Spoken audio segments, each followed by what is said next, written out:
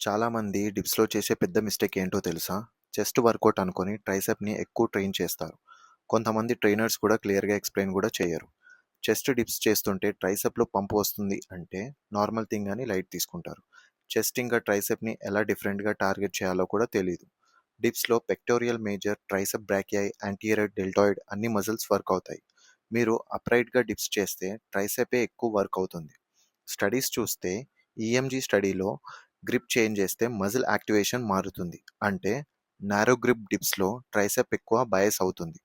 Wide grip డిప్స్లో chest activation ఎక్కువ increase అవుతుంది. And ఈ స్టడీలో చూస్తే torso angle and joint mechanics change అవుతే మూమెంట్ ఆర్మ్స్ మారుతాయి. లోడ్ మజిల్ మధ్య షిఫ్ట్ అవుతుంది. Upright torso elbow extension demand ఎక్కువ ఉంటే ట్రైసెప్ డామినెంట్ అవుతుంది. ఫార్వర్డ్ లీన్లో షోల్డర్ ఎక్స్టెన్షన్ డిమాండ్ ఎక్కువ ఉంటే చెస్ట్‌కి మెకానికల్ అడ్వాంటేజ్ ఎక్కువ ఉంటుంది. ఇక్కడ నేను చెస్ట్‌ని టార్గెట్ చేయడానికి బెంచ్ సపోర్ట్ తీసుకొని ఫార్వర్డ్ లీన్ అయి చేస్తున్నా. ఐసోలేషన్ అనేది myth. Primary and secondary muscles ఉంటాయి. చెస్ట్ ఫోకస్ చేస్తే కూడా ట్రైసెప్ వర్క్ అవుతుంది. Same exercise different execution.